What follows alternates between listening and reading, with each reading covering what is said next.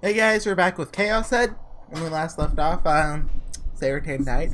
Rest in peace, Saratan. Never forget. Moment of silence, please. Okay. This is the second time I've recorded this, so, can I repeat it? I recorded like the first minute, and then I got interrupted, so I was like, might as well you do it. But I'm calling it right now, right here. There's still one plot twist left. That's my final call. My predictions have been totally spot on. The Gyro Froggies are Saren employees the whole time. There's still one plot twist left. Don't know what it is, but there's still one left. An old single tower building at the south exit of the Shibuya station. Almost all the other buildings had collapsed partially or fully, yet it alone remained unscarred. On its roof is the dome of a planetarium that had closed down several years previously. My breath weak, I climbed the empty stairs to the top, went through the deathly silent lobby to enter the planetarium interior, caught my breath at the giant device that flew into my sight. Noah 2 goes in state. Someone just shared a photo with me. Stop memeing. You're on video. He's watching Fully Coolly. Noah 2 goes in state. A chill layer. I did it. Sorry. Okay. A chill in the air stole away my body heat. And then there's the object of art that had been made to stand beside Noah 2. Yumi, who had been fastened to it, slowly raised her head when she noticed my voice. Her eyes met. Her eyes went wide. I'm calling it. That's Noah 2, and that's Yumi.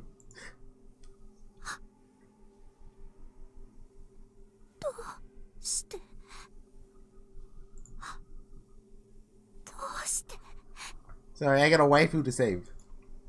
I came to save you. The light in her eyes flickered.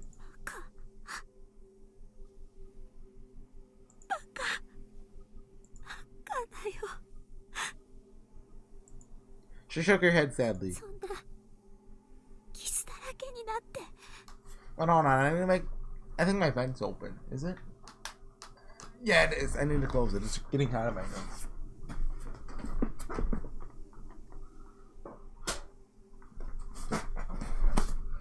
I'm not tall enough to reach my vent, so I have to stand on my chair.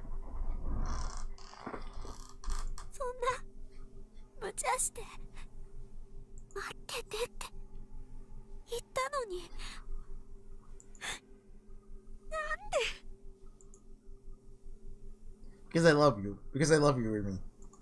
But I didn't put it into words. I couldn't say something along the lines of, I love you, so I've come to rescue you like this, drenched in blood, my arm crushed to a pulp. I look nothing like a prince on a white horse. She'd definitely find me nasty and creepy. It'd pretty much make me the equivalent of a stalker. If I conveyed my feelings to her one-sidedly, it'd only bother her. From here on out, she'd go on living. From here on out, I'd soon die. Dude. If someone on the verge of death would often decided to tell you their feelings, it would just leave you with a bad aftertaste. Which is why I didn't speak of how I felt. Wanting to give this back to you. My weak right hand, the hand still holding a D-sword. Desperately using those fingers, I pulled a handkerchief out from near my heart. A soft vermilion. I couldn't tell if that was its original color, or if my blood had soaked into it. It didn't give off a floral scent anymore, either. Something Yumi had given me, with my irreplaceable memories I'd received from her. I'm going to rescue you from here, and break Noah too. I gave back this handkerchief. It was all I could do. If I saw those things through to completion, I could vanish without regrets.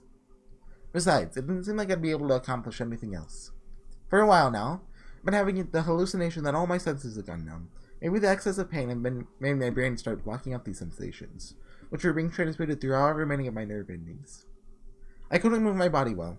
Blood kept dripping from my eye. My eyes were going cloudy. It was incredibly cold. If I weren't careful, I'd probably pass out.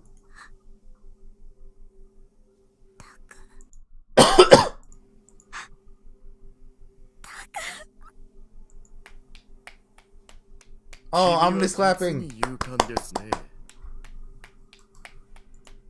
A tall man, Norose Genichi, emerged from Noah's 2 shadow. Expressionless, he faced me and clapped with feigned innocence. 致命的なことが一つあります。行動原理が感情に根ざしているということです。それは野蛮人のすることだ。I didn't really understand what this man was saying. I was frantically working to take in and deal with my pain. I didn't have the spare room to comprehend other people's words. Hear me accepted. 小を犠牲にして大の利益を守る。それを悪だと思いますか？私はそうは思いません。このままでは人類はいずれ滅び去る。人の No, you have to save 欲望によ everyone. って HorseyEatYou, Asegi no Mikata. あまりにも醜い心。 That's hero of justice for you all. For you Baka Gaijin. I've never said that before, that hurt. あまりに利己的な Part of me just died there. 人の社会はすでに破綻し、腐り落ちようとしています。誰もが己のことしか考えず、その結果殺し合い、奪い合っています。君もギガロマニアックスとして覚醒したのなら見たはずですよ。人の心の本質を。私は幼い頃に覚醒したため、もう何十年という間、それを見てきた。300人委員会は人類の自滅を阻止するためという大軍のもと、世界人間牧場計画を推し進めてきました。けれどそれも所詮、彼らのエゴを満たすものでした。I don't think they're trying to save humanity. I think they're trying to, enslave everyone in the year 2036. 私が目指すのはそんなもの I で mean, はありま they せん。 try to do multiple schemes like that, not just 2036. That's just the only one I can name. 悟ったのですよ。この腐った世界を再生するためには、社会のシステムを変えるのではなく、世界中すべての人間の心を変える必要があるのだと。So this is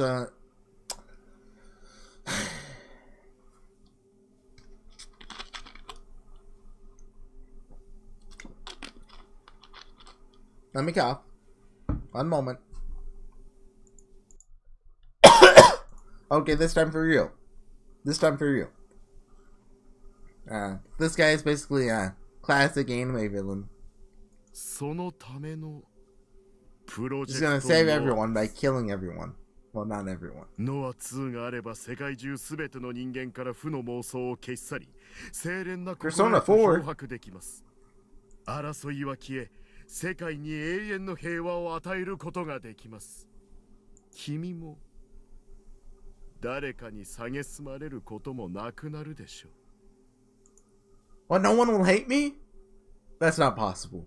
His lengthy speech came to an end at last. I desperately braced my legs to keep from collapsing. Managed to get a little rest. It saved me. Maybe what you're saying is the right thing. Now that I've been listening closely, if you were to take the future of humanity into consideration, his way is surely correct. Surely a righteous point of view. Notice was the president of a large enterprise, and a man motivated by justice, a devoted thought to an entire human race. I was a monster. Sorry, I was a monster, and a virgin, and a creepy otaku. Selfish and blatantly egotistical guy trying only to save the girl I loved. Under normal circumstances, I've totally played the villain. Justice would defeat the monster and come out victorious. But I can't let myself lose to you. なぜ否定するのです？ Purely for my own self-satisfaction. 残念です。 His gaze fixed on me, whereas they seized Rumi's shirt front and dragged her down from the object of art.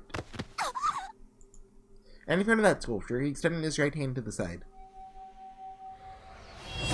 We get the sword fight!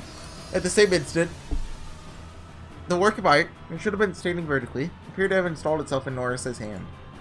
It wasn't on pieces of artwork or anything with a sword. It certainly wasn't a cross made for crucifixions. A D-sword. All too massive to be called a sword. Cruel. And cold. A tool for sowing terror. A contaminated gospel. Intricate chaos. Sacrilege for violation. Unadulterated wickedness. Just like the door to hell, it would still the hearts of those who saw it, tempting them into a cycle of endless suffering. It tripled in everything negative in the world into one whole, embodying all of it. It's all the evil of the world, anger mania. I gulped down a single breath. Even so, I'd made up my mind. I adjusted my grip on my D-sword, bound in my hand by a cord. I took a step towards Noah too. Namely, being closing the distance between me and Horsey. When I came to the range of our weapons, his was overwhelmingly superior. Okay, Takumi, you've played a lot of games. Just hit him with the sword. Don't go for a cool combo.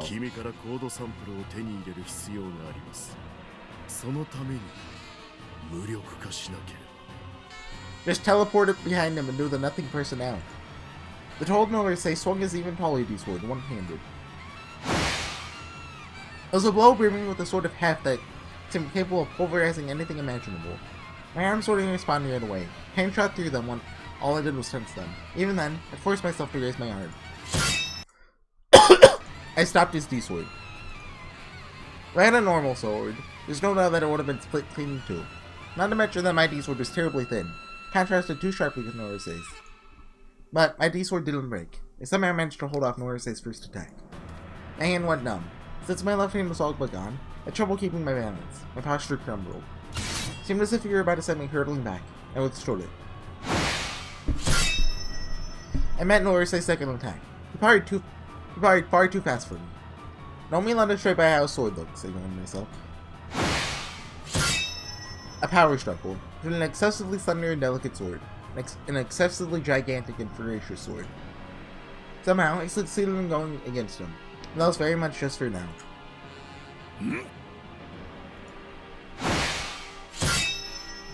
For the fourth time, our swords clashed. Horsey's hands began to move differently from before. It appeared as though he clenched down on the grip of his sword.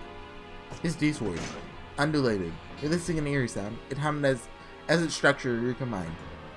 The tip of its blade opened like a pair of scissors, thrusting me up towards my chest. Oh. That transformation, I realized it would be fatal to me. Resistance. I lowered my sword straight in front of me, but it was too late. The two-pronged point of his sword pierced my chest. But you said you needed me alive! A brutal smile played around Horsey's mouth. His grip loosened. The colossal scissors it closed.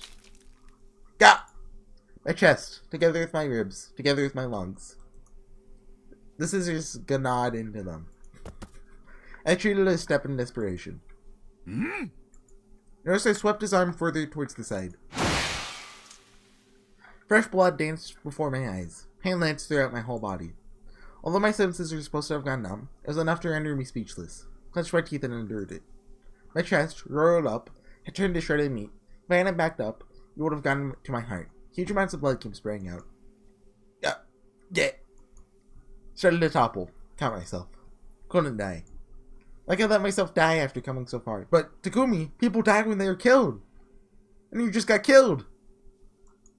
I ignored Horsey, frantically advanced towards Noah 2, and the fallen near me. Lying there, Yumi raised her head a little bit without moving anything else. Looked up at me. She was probably weakened, wasn't she? Her body must be insisting on this. Weariness, or else by injuries, made my vision fuzzy. I didn't know what kind of face Yumi was looking at me with. Couldn't make myself to meet her gaze. I don't want her to see me like this, bloodstained and beaten. My tiny little pride. Made me picky about that kind of thing, even though I was going to die anyway. Continued walking towards Noah 2. It was already within reach of my D-sword. Strangely, Horsey didn't come chasing me from behind. I'm telling you, that big thing, that's Yumi. Oh. It was Noah 2 prank calling us the whole time. Then all of a sudden, an airy melody started playing throughout the whole dome interior. Let me pass. Noah 2, towering before me, the sound resonating from it grew shriller. As he recited there solemnly, I sensed something unknown beginning to move inside it. For a second, I boiled. Hold on. But I gradually lowered my center of gravity, readying myself. Faced Noah 2's too-burdened, almost organic-looking surface. I mowed it down with my D-sword. Suddenly, I noticed that at some point, Noah 2 had disappeared from my field of sight. For some reason, I was standing with my back facing it. I'd definitely been attempting to destroy it. I've had no intention of spinning around. When I was facing backwards. Horsey, other than Noah 2, appeared on the center of my vague sight, standing in front of me. Turning around, I wielded my D-sword one more time. But though I meant to turn around, I had it. I wanted myself to turn around. I made the motion of turning around. But the final result was that I had it. I grew befuddled. Notice's quiet voice echoed throughout the dome, mingling with the melody of Let Me Pass.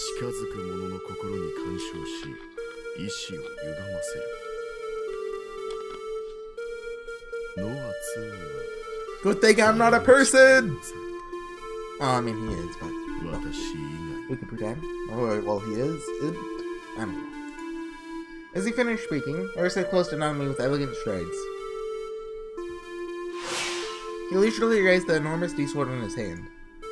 I bit my molars together. I didn't have enough blood left. I couldn't think clearly. Despite that, I took my all but senseless right hand. My right hand that was basically crippled by pain. I stood in desperation and prepared myself for his next blow. My D-sword, which had somehow been welded to my hand with a cord alone, met with an incredible impact and went flying. Tumbled across the floor, moving away from me. Uh-oh. Watched it go in astonishment. When I turned my line of sight back to the front, there was no Horsey, sneering. The music shifted. Still was giving me some kind of warning. Still to urge me towards something. You can't say it in red! Horsey had already positioned himself for his next attack. He was about to unleash it on me. All too overwhelmingly. All too destructively. All too viciously. His D-sword. In opposition, I was unarmed. Without anything to help myself stave off his blow, I became petrified. Remy! Remy threw herself between me and Horsey. Something soft feeling covered my face. Okay, she didn't get stabbed.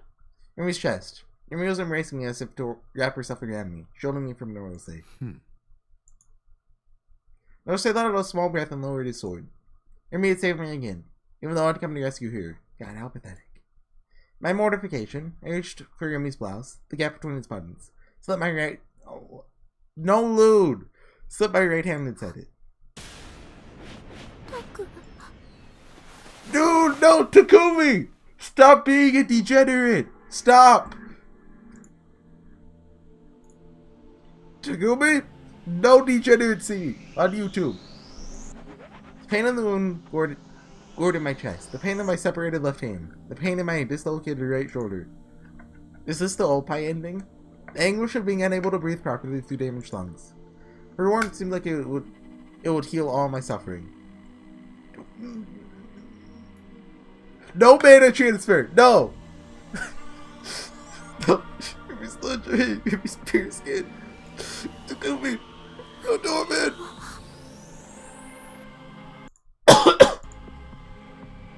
Did you say it? Okay. Oh, Takumi?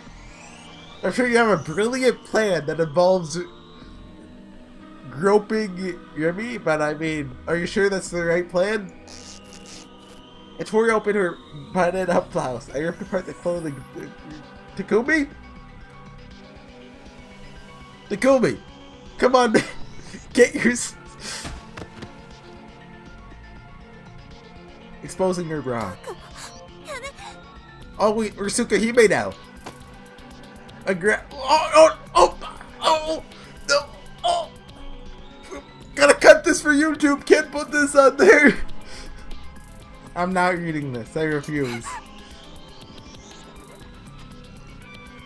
I press my bloody right hand. Your bra, to your naked skin. Just still rubbing the red blood up against her. Oh, okay, I'm not reading that. Because I know if I read that, one day, years from now, someone will make a compilation of this when I'm running for president. And I'll ruin it all. Remy squirmed in an attempt to escape. I hung on to her. I wouldn't let her run away. I buried my face. Well, okay.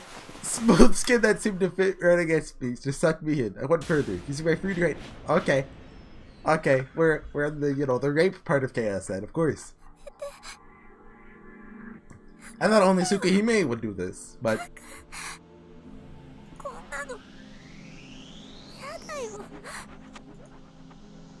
Springing away from Remy with a gasp. I was stunned, realizing what I'd been trying to do.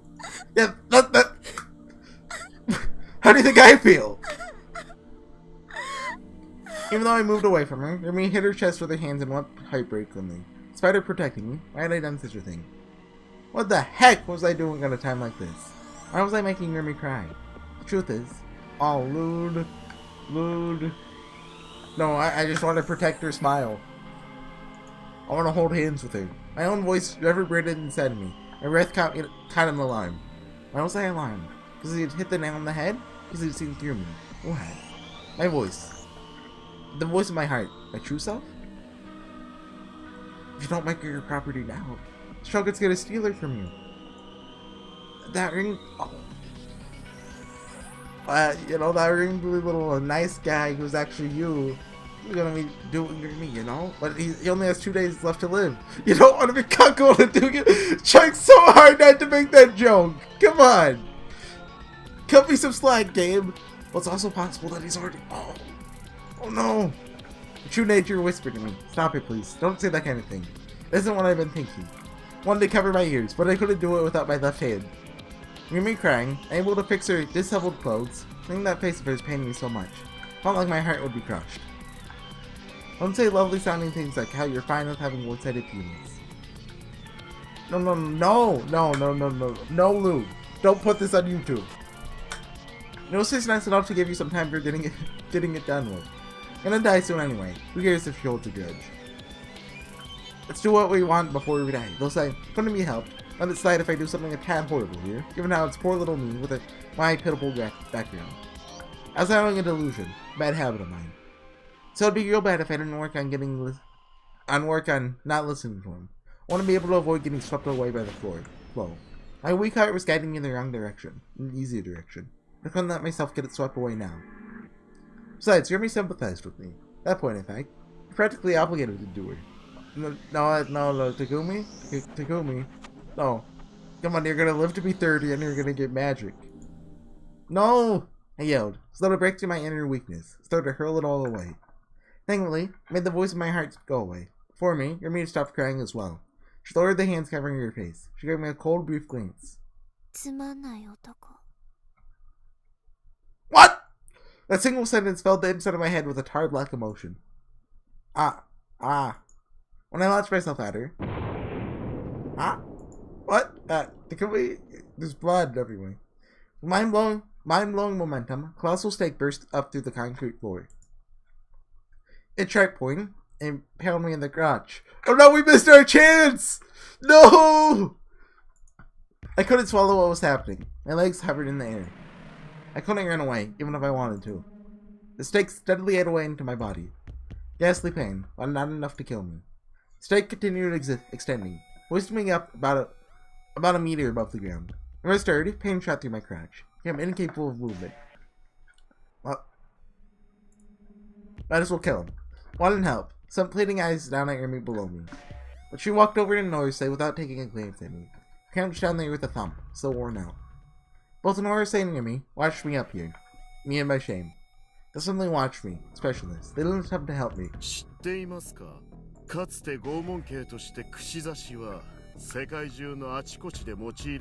following the good old Vlad the Third, or Vlad the Impaler.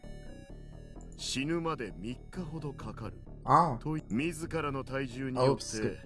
徐々にその杭は体に食い込んでいく。ポイントは、杭の先端はそれほど尖らせないことです。それにより、臓器を傷つけることがなくなり、死ぬまでの期間が伸びるわけです。最終的に杭の先端が口や肩から突き破れば、処刑は終了。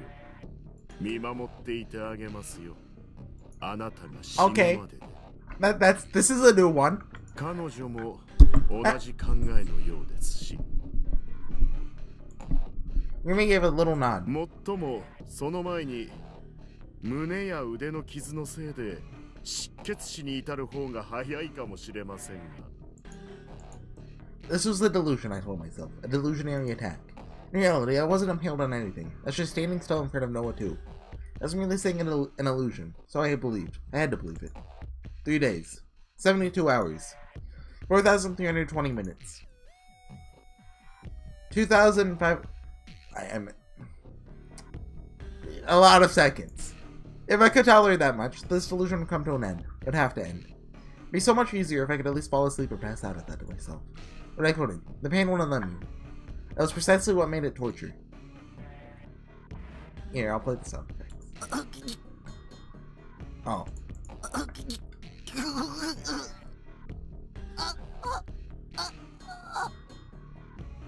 That sounds about right. I'd go crazy if this continued. Even though it was a second meal, thought about enduring it. Now in a shift, I lapsed into despair. When I considered the vast quantity of time left before I died, every emotion other than despair went rushing out of me. Just kill me. Wondering how much time had passed. There's no clock, so I don't know what time it was. Wanted to see a clock. But if I did, the slowness of the hanging's progression would probably break my spirit. Clenched my teeth together. Sweat trickled down all over me like a waterfall. Made my throat go parched. Once in a while, I moistened it by swallowing coughed up blood. Inside my body, felt the stake gradually push against my viscera, burying itself deeper. I definitely felt it. As a countdown towards death. With this, it would finally surge up to my shredded chest, go further, skewering itself inside my neck. And it would break out through my mouth. Well, you know, just a delusion, it being a steak, not a steak, like, you know, like a cow steak. I was going into my mind with pain and fear. At intervals of about 5 minutes apart, kept painting and getting woken up by the pain. What I learned from it was that when I painted, my body relaxed. In other words, the steak kept eating into me faster. Naturally, the pain also increased beyond the point of comparison. That pain would then use me. My trapped body would writhe in agony. I fainted again to escape it. It was the worst of all vicious cycles, and kept repeating. Even when I opened my eyes, everything was a constant blur. For some reason, it felt like the pain had softened me a little too. My sight was dim. Thought maybe it was night, but there's no windows in this room, so that had nothing to do with it. Figured it was most likely because I'd lost too much blood. It was only a little bit. The blood went on trickling from my chest and my left arm. More of this blood would drip out. Maybe I'd be able to die peacefully of blood loss before I died from being behind impaled. When that occurred to me, I made an effort to swing around my left arm, crushed from the elbow down. Wouldn't move. The nerves in it had surely died long ago. Ah ha ha ha ha.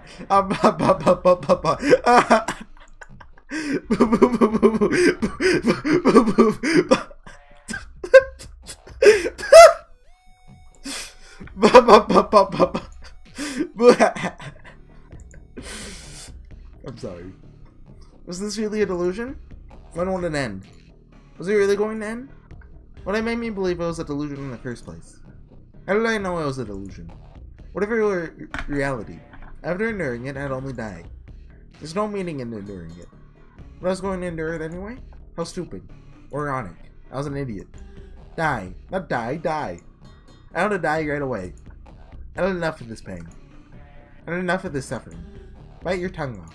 Do it, and things will become easier for you right off the bat. Let me go already. This is a delusion, isn't it? Die, die, die, die, die, die. It hurts. Die, die, die, die, die, die, die. It hurts. Die, die, die, die. The amount of blood hemorrhaging from my chest increased. I was losing the ability to breathe. No matter how much I tried to suck in oxygen, my throat just made this stupid sound, pardon my French, kind of like a faint whistling. When I looked down, I could see the stake peeking through the wound in my chest. Violently vomited blood.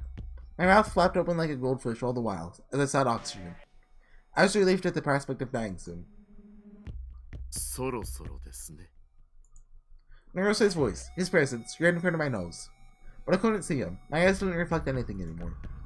Because I've been impaled for such a long time, exposed to continual agony, I had really forgotten that he and Remy even existed. Wondered if Remy were still nearby. Not that it mattered. I was preoccupied with inhaling. For some time now, I've been spending all my strength in my body, every one of my nerves on that labor.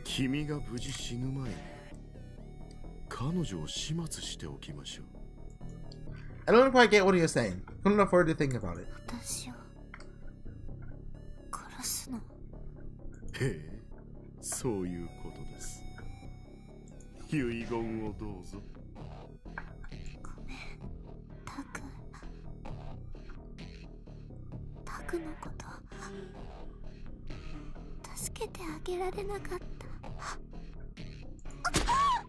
Oh, was that a gunshot? I heard Yumi's dying wail. The sound of someone falling. It shot Yumi to death, I thought. It didn't strain my emotions. I had other things to deal with. Went back to the work of breathing. And in the process, I astounded myself. What meaning was there in this kind of thing? For what purpose was I frantically breathing? Wasn't this all far too much? Something hot trailed down my cheeks. I might have been crying, but I had no way to know for sure. With only a little bit left out of the 3 days I was supposed to withstand, and that's my reason for struggling and enduring and coming this far. Sorry, Yumi. I'm the one who should apologize. I wasn't able to protect you. There's no longer any meaning in being alive. It released the tension in my body. The speed at which I sank lower, propelled by my weight, increased. The sensation of a foreign object in my throat. It was utterly impossible to breathe. Something was pushing up through me. Oh, go. I'm not doing that. Huh? Came back to myself, feeling something foreign inside me had vanished. I wasn't impaled on anything. The only bloody parts of me were my chest and my left arm. How much of it had been a delusion? My brain's processing speed couldn't keep up with things. Couldn't grasp my situation. Before me was no Hersey, and his raised eastward. 帰ってきましたか。あなたが体験した3日間は現実では1秒しか経っていませんが。What? Okay, I'll call it there because we're dragging on past 30 minutes. See you guys next time. Bye.